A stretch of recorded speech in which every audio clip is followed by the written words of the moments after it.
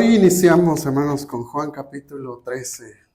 Como dijimos, desde el capítulo anterior, Juan va a tomar casi la mitad de este evangelio para hablarnos estos acontecimientos en torno a la entrega del Señor, ¿no? A la pasión del Señor. Entonces, precisamente aquí en este capítulo 13, fíjense, hay esta sección de Juan capítulo 13 al capítulo 17, 3 capítulos en el cual el apóstol Juan, el apóstol amado, ¿no? Él se sentía muy amado por el Señor. Él comparte esos momentos tan cercanos, ¿no? De tanta intimidad con el Maestro. En este episodio empezamos a estudiar lo que fue la Santa Cena, ¿verdad? La Cena de la Pascua. Y esta parte vamos a ver que vamos a llevarnos 4 capítulos, ¿no? De 13 al 17. Fíjense qué tan importante es este tema que Juan toma tantos capítulos para recordarnos muchas cosas de lo que el Señor mandó, ¿sí? Entonces, como ya los acontecimientos, ¿no? Ya había pasado la entrada triunfal y estaban en esa cena tan especial, ¿no? Entonces vamos a aprender de esos momentos muy cercanos que tuvieron con el Maestro. Fíjense, hay un teólogo que se llama Alexander Maccabi, escribió esto. En ninguna otra parte es el discurso del Maestro tan sencillo y profundo a la vez. En ninguna otra parte se nos ha revelado de tal manera el corazón de Dios. Las palabras inmortales que Cristo pronunció en ese aposento alto son su más grande revelación de sí mismo en discurso, así como la cruz a la cual lo conducían es su más perfecta revelación en acto, ¿no? Entonces, ahí en la Santa Cena, el Maestro estaba revelando su corazón a sus discípulos, ¿sí? Estaba mostrando la profundidad del amor de Dios, ¿no? Por sus discípulos. Fíjense cómo empieza este capítulo, y quizás solamente en el primer versículo podemos llevarnos tanto tiempo. Leemos Juan capítulo 13, versículo 1. Antes de la fiesta de la Pascua, sabiendo Jesús que su hora había llegado para pasar de este mundo al Padre, habiendo amado a los suyos que estaban en el mundo, los amó hasta el fin. ¿Qué les parece? Empieza diciéndonos que antes de la fiesta de la Pascua, ¿no? Sabiendo Jesús que su hora había llegado para pasar de este mundo al Padre, habiendo amado a los suyos que estaban en el mundo, los amó hasta el fin. Vamos a ir profundizando en este amor que tenía el Señor, y como dice Juan, los había amado en este tiempo durante todo su ministerio terrenal, pero los amó hasta lo sumo, dice, ¿no? Hasta lo máximo, hasta el extremo. Entonces vamos a ver cómo es, hermanos, esta profundidad del amor de Dios hacia nosotros. Quiero leer unos versículos más para que comprendamos también ese conocimiento, ese amor de conocimiento de Jesús hacia los suyos, ¿sí? Continuamos leyendo el versículo 2. Y durante la cena, como ya el diablo había puesto en el corazón de Judas Iscariote, hijo de Simón, el que lo entregara, Jesús, sabiendo que el Padre había puesto todas las cosas en sus manos y que de Dios había salido y a Dios volvía, se levantó de la cena y se quitó el manto y tomando una toalla se la ciñó. Luego echó agua en una vasija y comenzó a lavar los pies de los discípulos y a secarlos con la toalla que tenía ceñida. Fíjense. Cuando llegó a Simón, le dijo: Señor, ¿tú me vas a lavar a mí los pies? Jesús le respondió: ahora tú no comprendes lo que yo hago, pero lo entenderás después. jamás me lavarás los pies, le dijo Pedro. Si no te lavo, no tienes parte conmigo, le respondió Jesús. Simón Pedro le dijo, Señor, entonces no solo los pies, sino también las manos y la cabeza. Jesús le dijo, el que se ha bañado no necesita lavarse excepto los pies, pues está todo limpio y ustedes están limpios, pero no todos. Porque sabía quién lo iba a entregar, por eso dijo, no todos están limpios. Entonces, en esta sección, si se fijaron bien, Juan nos empieza a hablar de 4 cosas que el Señor sabía. ¿Sí? La primera en el versículo 1, ¿qué dice? Sabiendo Jesús que su hora había llegado para pasar de este mundo al Padre, habiendo amado a los suyos que estaban en el mundo, los amó hasta el fin. ¿Sí? Primero el Señor sabía que había llegado la hora, ¿no? De, como dice Juan, pasar de este mundo, volver al Padre. Lo segundo lo vemos en el versículo 3. Jesús, sabiendo que el Padre había puesto todas las cosas en sus manos y que de Dios había salido y a Dios volvía. ¿Sí? Lo segundo era que el Padre había puesto todas las cosas en sus manos. Fíjense. Tal autoridad que Dios, el Padre, puso en el Hijo, ¿no? Y ante ese despliegue de poder y de autoridad, vemos lo que acontece a continuación, ¿no? No vemos un despliegue de poder como antes, ¿no? En la tormenta, ¿no? O como más adelante cuando Él declara, yo soy, ¿no? A los que venían a arrestarlo y todos se avientan para atrás. Sino que vemos en esta declaración de que Dios le había dado el Padre todo al Hijo, el Hijo procede a uno de los actos de mayor humildad, ¿verdad? Como leemos aquí, a lavar los pies de sus discípulos. Vemos aquí en el versículo 3 también que Él sabía que había venido de Dios y que a Dios volvíamos, dice, ¿no? Fíjense. Si leemos aquí un poquito atrásito, ya pasamos ahí, pero en Juan capítulo 8, versículo 42, Él ya ha declarado esto antes, ¿no? Fíjense cuando les dijo, ¿no? Juan 8:42, Jesús les dijo, si Dios fuera su Padre, me amarían, porque yo salí de Dios y vine de Él. Pues no he venido por mi propia iniciativa, sino que Él me envió. ¿Sí? El Señor estaba totalmente seguro de que el Padre lo había enviado. Y como tal, Él estaba completamente en la voluntad del Padre. Fíjense qué tal conocimiento de Él. Finalmente leemos ahí en el versículo 11, ¿no? Porque sabía quién lo iba a entregar. Por eso dijo, no todos están limpios, ¿sí? Fíjense. Sabía el Señor quién era el que debía traicionarlo.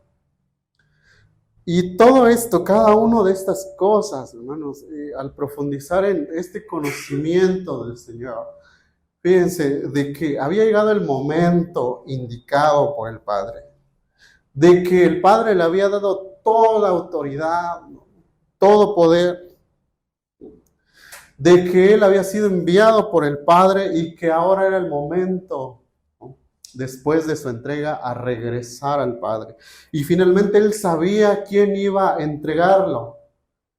Ahora, si juntamos esas piezas, sabiendo todo esto, entonces sí procedemos a mirar con más detenimiento, ¿no? A asombrarnos qué hizo, ¿no?, el todopoderoso Hijo de Dios en ese momento, ¿no? Dice versículo 1, sabiendo Jesús que su hora había llegado para pasar de este mundo al Padre, habiendo amado a los suyos que estaban en el mundo, los amó hasta el fin. Fíjense, ¿qué hora era esta? No, su hora, dice, había llegado. Vamos a adelantarnos un poquito. Juan capítulo 12, versículo 27. A regresar, perdón.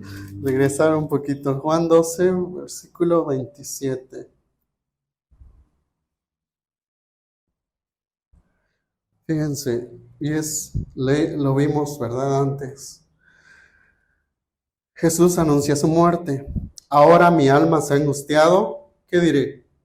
Padre, sálvame de esta hora, pero para esto he llegado a esta hora. Padre, glorifica tu nombre.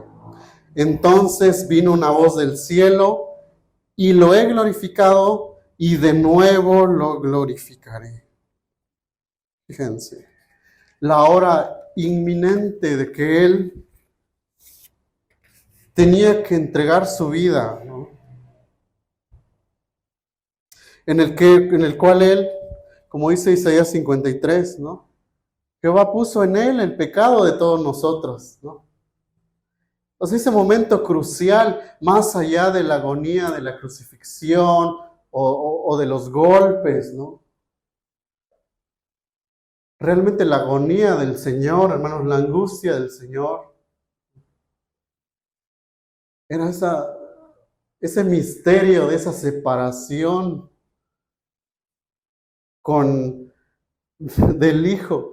Cuando leemos que Dios el Padre estaba reconciliando en la cruz, ¿no? A nosotros ahí en la cruz. Regresamos a Salmos capítulo 22, que realmente es ese salmo, ¿no? Mesiánico, cuando nos habla de cuando Jesús estaba en la cruz. Todo ese salmo, ¿no? Y vemos su expresión de agonía en la cruz. Dios mío, ¿por qué me has abandonado? ¿Por qué estás tan lejos de mi salvación y de las palabras de mi clamor? Dios mío, de día clamo y no respondes, y de noche, pero no hay para mí reposo. Sin embargo, tú eres santo, que habitas entre las alabanzas de Israel. Fíjense, la santidad de Dios, que puso todo el pecado de todos nosotros sobre Cristo, ¿no? Y la tierra se oscurece y Dios el Hijo exclama, Dios mío, ¿por qué me has abandonado? Y vemos cómo en las cartas de Pablo, vemos que realmente el Padre estaba reconciliando al mundo, ¿sí? En la cruz. Por eso hubo esa tal angustia de parte del Maestro. Fíjense.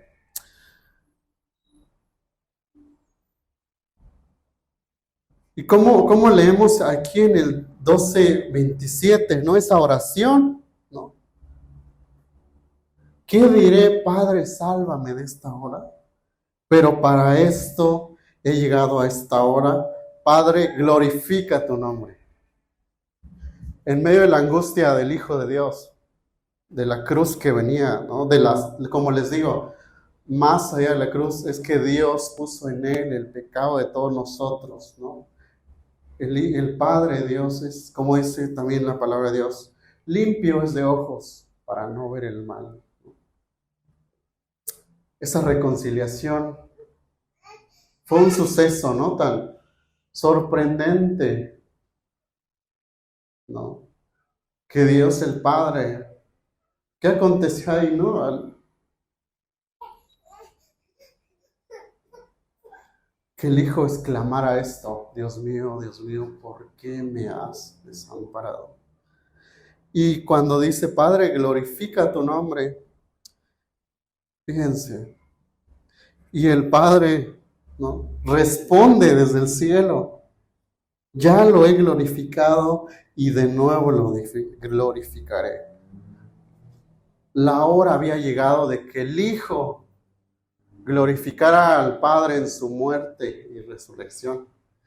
Cuando el Padre expresa, ya lo he glorificado, es que toda la vida del Hijo de Dios fue una vida de obediencia, ¿no? Una vida justa, limpia, una vida que glorificaba a Dios, de modo que aun sus enemigos decían, ¿no?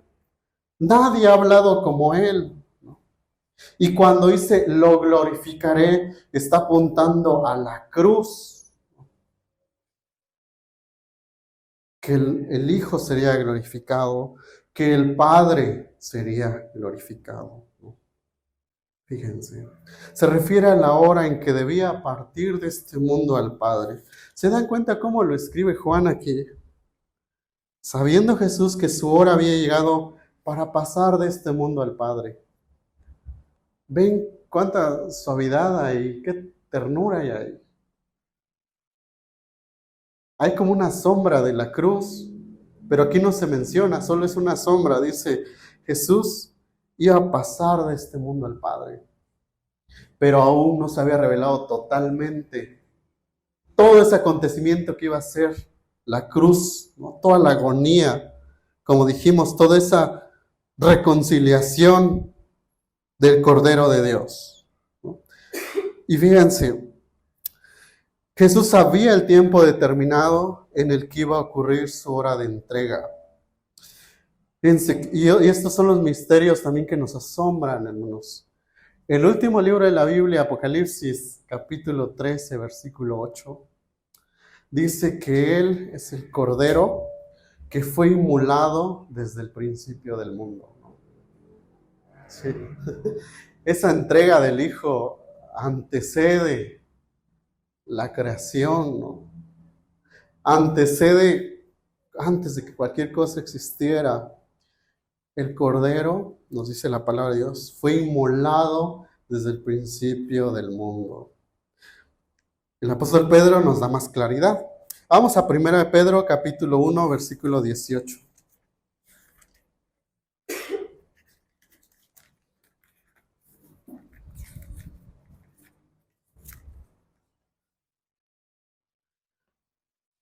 (18 al 20), ¿no? Fíjense cómo dice. Fíjense nada más. Ustedes saben que no fueron redimidos de su vana manera de vivir, heredad de sus padres, con cosas perecederas como oro o plata, sino con sangre preciosa, como de un cordero sin tacha y sin mancha, la sangre de Cristo, porque Él estaba preparado desde antes de la fundación del mundo, pero se ha manifestado en estos últimos tiempos por amor a ustedes. ¿Qué les parece? El Cordero de Dios ya había sido preparado desde antes de la fundación del mundo. ¿Sí?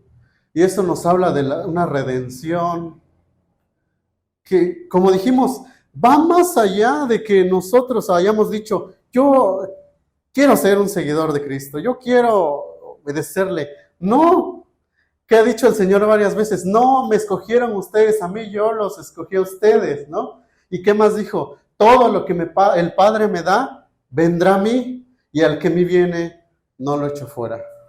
Fíjense. Mis ovejas oyen mi voz y me siguen, ¿no? Y yo les doy vida eterna y no perecerán jamás, y nadie las arrebatará de la mano de mi Padre. Por eso nos asombra, leemos ahí en Juan capítulo 13, versículo 1. Habiendo amado a los suyos que estaban en el mundo, los amó hasta el fin. ¿Sí? Fíjense nada más. Los amó hasta el fin. Y vimos que Jesús sí había amado a sus discípulos, ¿no? Durante todo el tiempo que estuvo con ellos. Eso vamos a ver que lo explica más adelante Juan capítulo 17, orando al Padre, ¿no? Los que me diste yo los guardé, dice. Ninguno de los que me diste se perdió. Entonces el Señor estuvo con ellos, los guió, les enseñó, ¿no? Los protegió. Señor Jesucristo dio en vida, ¿no? En la vida terrenal sobre este mundo, lo que jamás ningún maestro pudiera haber dado por sus discípulos, ¿no? Nadie daría tanta entrega de su vida, no solo enseñanzas, sino su vida. Y hemos estado estudiando, si se acuerdan, hermanos, ese amor del Señor que hacia los suyos, el amor de Dios por los suyos, y que vemos que son suyos y que los amó con amor eterno, ¿no? Jeremías 31:3, con amor eterno te he amado. Romanos 8, 28 y 28, ¿no? A los que aman a Dios, todas las cosas les ayudan para bien. Y los amaba con amor eterno, y los amaba porque el Padre se los dio, ya lo vimos. Los amaba porque Él daría su vida por ellas, y también porque se entregaría totalmente por los suyos. Vamos a Gálatas capítulo 2, versículo 20, por favor. Gálatas 2, 20.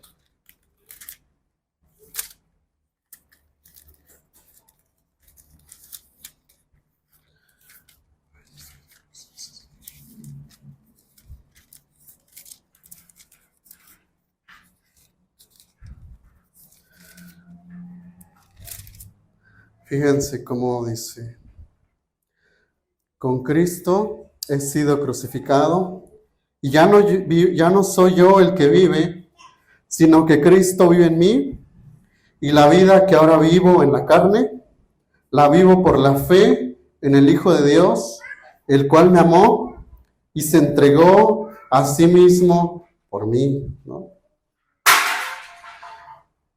Él se entregó, dio su vida por los suyos.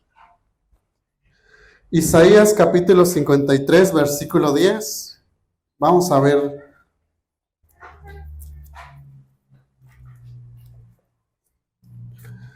Isaías capítulo 53, versículo 10.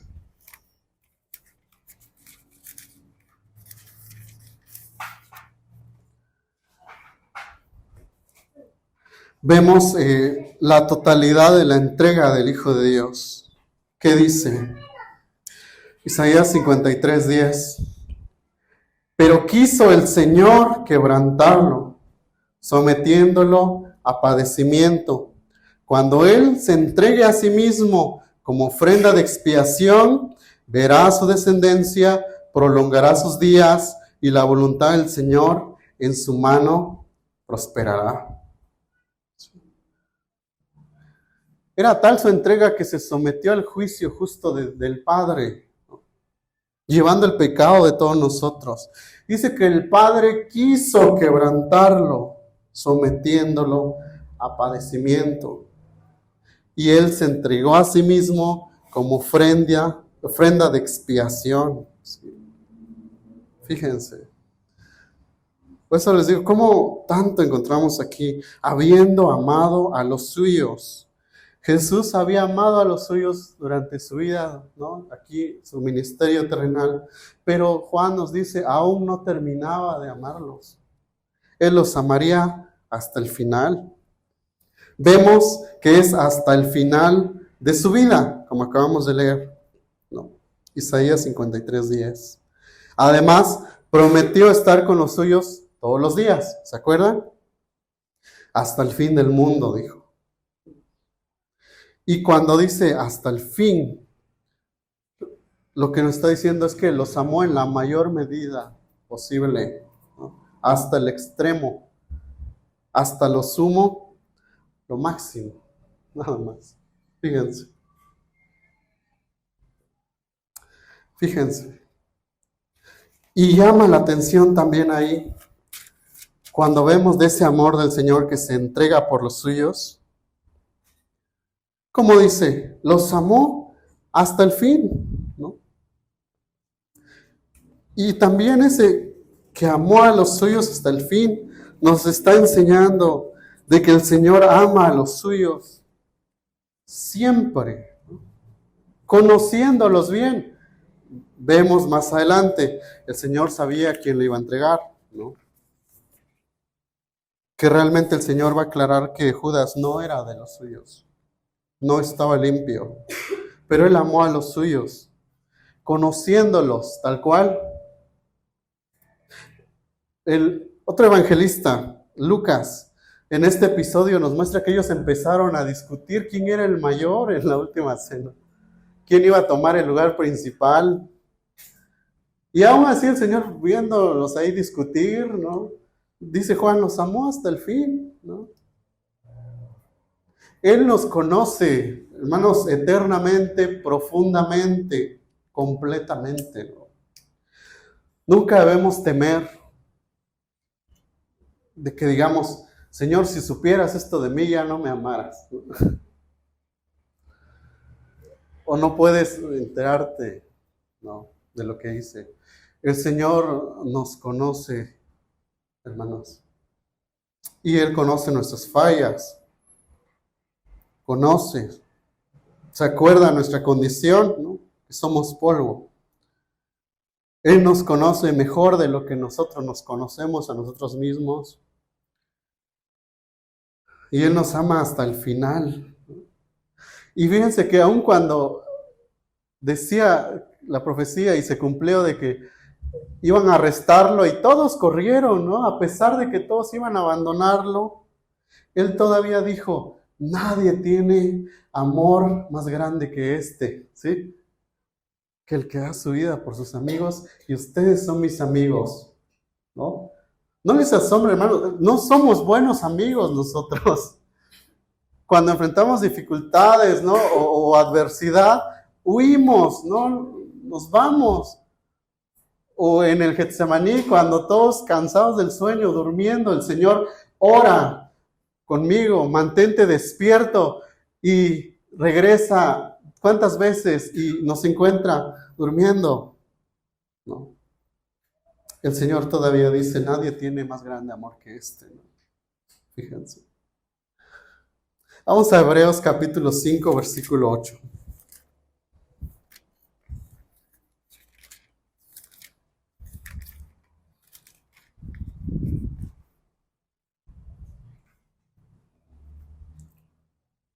Desde el 7, para que entendamos este contexto también, del 7 al 9. Fíjense.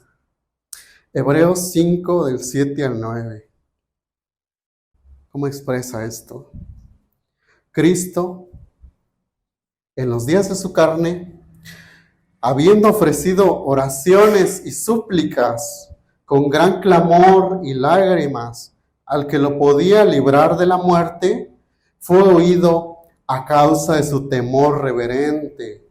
Aunque era hijo, aprendió obediencia por lo que padeció, y habiendo sido hecho perfecto, vino a ser fuente de eterna salvación para todos los que lo obedecen. ¿Qué les parece esto?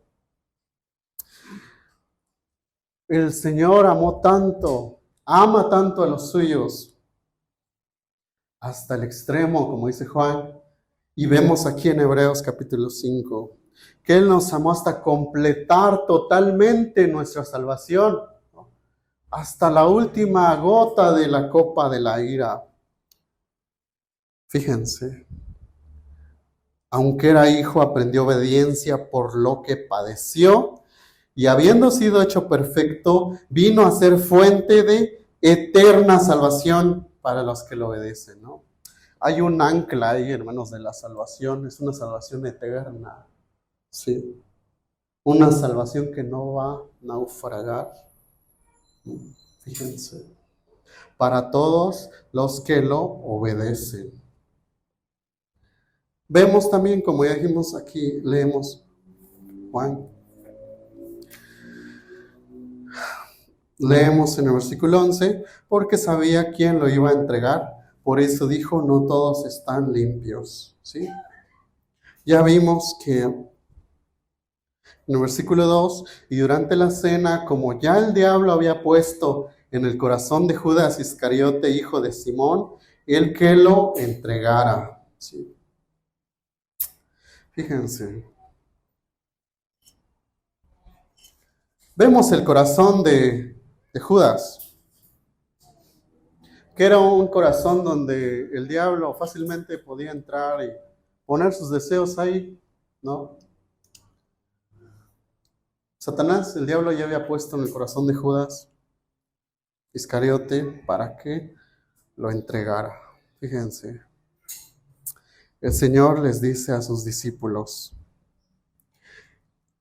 cuando les lava los pies, ¿no? A Pedro, el que se ha bañado no necesita limpiarse excepto los pies, pues está todo limpio y ustedes están limpios, pero no todos, porque sabía quién lo iba a entregar. Por eso dijo, no todos están limpios. Sí. Hermanos, llega un momento para todos, ¿no? Como sabemos que por los otros evangelios que antes Judas ya se había acercado a los líderes religiosos, ¿no?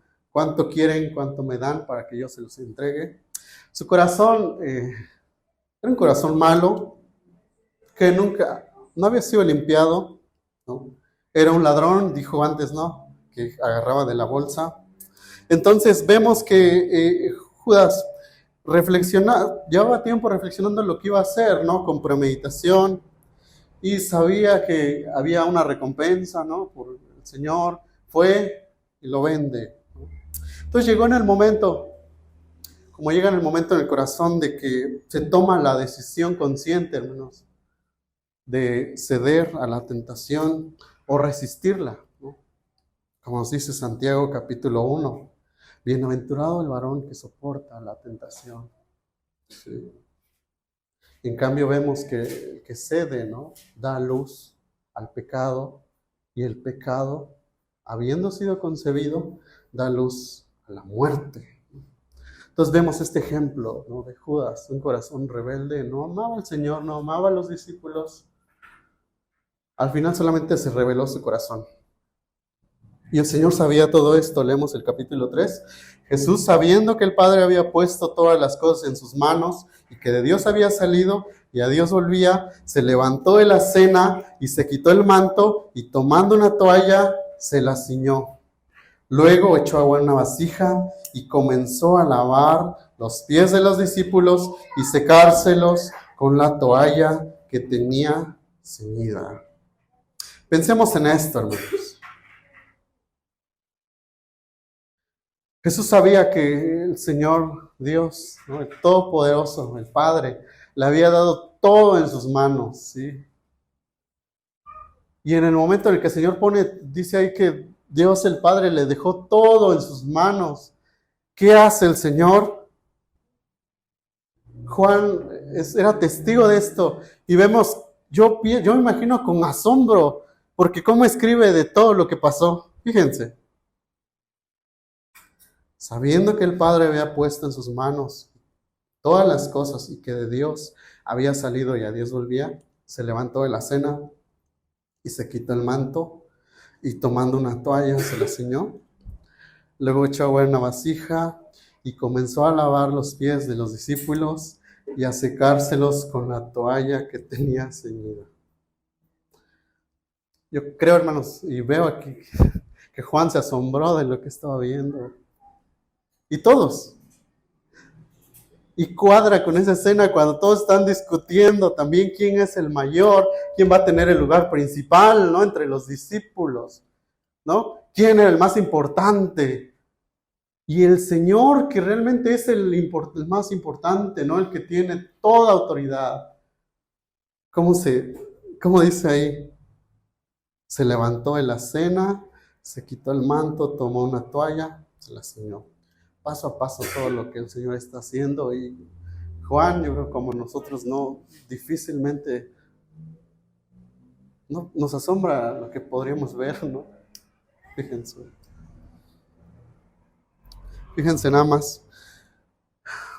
Sabemos que lavar los pies, ¿no? Era una tarea que lo hacía un esclavo, ¿no?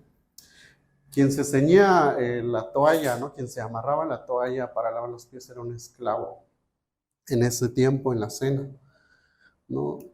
Y aquí vemos cómo el Señor toma ese rol, ¿no? Y empieza a lavar los pies de los discípulos, a secarlos con la toalla. Vemos lo que acontece con Pedro, ¿no? Señor, tú me vas a lavar los pies. Vemos el asombro Señor, o sea, tú eres el Señor, tú eres el maestro, y el maestro le va a lavar los pies a un discípulo. Jesús le respondió, ahora tú no lo comprendes lo que yo hago, pero tú lo entenderás después. Jamás me lavarás los pies, le dijo Pedro. ¿No? Si no te lavo, no tienes parte conmigo, respondió Jesús. Simón Pedro le dijo, Señor, entonces no solo los pies, sino también las manos y la cabeza. Fíjense, es como Pedro no entendía lo que el Señor estaba haciendo, ¿no? Después lo entendió, ¿no? Y escribió, revístanse de humildad, ¿no? No sabemos el motivo de Pedro, ¿no? Quizás sí se sentía humilde delante del maestro, ¿no? Decir, es que ¿cómo me vas a lavar los pies a mí? Quizás dijo, pues lávale a los demás, a mí no, ¿no? No sabemos sus intenciones totales. Pero lo que importa aquí, hermanos, es que el Señor, ¿cómo declara esto, no? El que se ha bañado no necesita lavarse excepto los pies, pues está todo limpio, y ustedes están limpios, pero no todos. Están limpios, les dijo. Eso lo vemos aquí en Juan, aquí adelantito, Juan capítulo 15, versículo 3, ¿sí? ¿A qué se refería con que ustedes ya están limpios? Y no hablando de limpieza realmente de un baño así, tal cual, ¿no? Sino que está hablando, Juan 15:3, ustedes ya están limpios por la palabra que les he hablado. Sí, hermanos, la palabra de Dios tiene poder para limpiarnos. Vamos a ver más adelante que dice que la palabra de Dios tiene poder para edificarnos y darnos herencia con los santos. Fíjense. Y ante la perplejidad, ¿no? Versículo 12. Entonces, cuando acabó de lavarle los pies, tomó su manto y sentándose a la mesa otra vez les dijo, ¿saben lo que les he hecho? Ustedes me llaman maestro y señor y tienen razón porque lo soy. Pues si yo, el Señor y el Maestro, les lavé los pies, ustedes también deben lavarse los pies unos a otros, porque les he dado ejemplo para que como yo les he hecho, ustedes también lo hagan. ¿Sí? ¿Qué ejemplo, no? Cuando estábamos discutiendo quién era el más importante, ¿no? Quién iba a tener preeminencia, y en la cena el Señor dice, ¿saben lo que hice? Les declara que sí, ustedes me llaman maestro y señor y tienen razón porque lo soy. Pues si yo el Señor y el maestro les lavé los pies, ustedes también deben lavarse los pies unos a otros. Ese ejemplo de servicio y de humildad, ¿no? Entre hermanos, al que llama el Señor. Otra vez decíamos, ¿se acuerdan? El contexto, ¿no? Jerusalén se acercaba, bueno, ahí era el momento de la Pascua, pero las calles de Jerusalén había millones de ovejas, ¿no? Calles sucias, empolvadas, ¿no? Sí, no es como ahora, hay pavimento, ¿no? Antes no. Y antes caminaban, no, o sea, eran largos trayectos, pies sucios, sudorosos, ¿no? Malolientes. Y pues las mesas donde comían eran pequeñitas, se recostaban en almohadillas, entonces tenían cerca los pies unos de otros. Por eso la costumbre era que se lavaran, que un esclavo lavara los pies, ¿no? Pero nadie quiso hacer eso, ¿se dan cuenta? Un comentarista dice, ¿cómo es que, fíjense, tal vez uno de los discípulos se le hubiera ocurrido, ok, yo discípulo, voy a lavarle los pies a mi maestro, ¿no? Porque él es el maestro, él es el Señor. Pero no se los quiero lavar a él, ¿no? A Pedro, ¿no? O a Juan, ¿no? A Bartolomé. ¿Por qué se los voy a lavar a él, no? Al Señor, pues es que él es el Señor. Pero ¿por qué a él? Imagínense. Si alguien se hubiera puesto a lavar los pies del maestro, como era la costumbre, también tenía que lavarle los pies a todos. Y nadie lo hizo, hermanos. Fíjense, nadie lo hizo. Excepto, hermanos, el Señor, ¿no? Ninguno estaba interesado en lavar los pies del otro, ¿no? Fíjense, con gusto hubieran lavado los pies del Señor, pero del otro, ¿no? del otro discípulo, ¿no? Y el Señor, ¿qué les dijo? Como porque les he dado ejemplo, ¿no? Pues si yo, el Señor y el Maestro, les lavé los pies, ustedes también deben lavarse los pies unos a otros, porque les he dado ejemplo para que como yo les he hecho, también ustedes lo hagan. En verdad les digo que un siervo no es mayor que su Señor, ni un enviado es mayor que el que lo envió. Si saben esto, serán felices, ¿sí? ¿Qué dice? ¿Sí qué? Si lo practican, ¿no? Si el Señor y Maestro lavó los pies a sus discípulos, y si los discípulos son o somos siervos del Señor, somos siervos del Señor, no somos mayores que Él, hermanos. Si el Señor descendió en su humildad a hacer esto por sus discípulos, ¿qué nos creemos nosotros cuando tomamos una actitud de decir, ¿por qué voy a servir a ellos? ¿Por qué tengo que hacerlo yo? ¿Por qué voy a hacer algo por ellos? ¿No? ¿Sí se dan cuenta, hermanos? El Señor nos está recordando. Y no solo eso, sino que dice, si saben esto, serán felices si lo practican, ¿no? Entonces la felicidad que el Señor se refiere, no solamente, no se está refiriendo a una de saber las cosas, saber lo que es correcto. O sea, decimos, sí, Señor, ya escuché muchas veces esa historia, ya sé que dices que debo ser humilde, debo servir a mis hermanos, o sea, como dice ahí, lavar los pies, ¿no? Debo humillarme. En teoría lo sé, pero el Señor dice, si lo practican realmente van a ser felices. Fíjense nada más. Como Santiago nos dice, sean hacedores de la palabra, no solo oidores, ¿no? No solo oidores. Juan 12:26, un poquito regresamos aquí para ir concluyendo. Fíjense, Juan 12:26. ¿Qué dijo el Señor? Del 25, como decíamos hace tiempo. El que ama su vida la pierde, y el que aborrece su vida en este mundo la conservará para vida eterna. Si alguien me sirve, que me siga, y donde yo estoy, allí también estará mi servidor. Si alguien me sirve, el Padre lo honrará.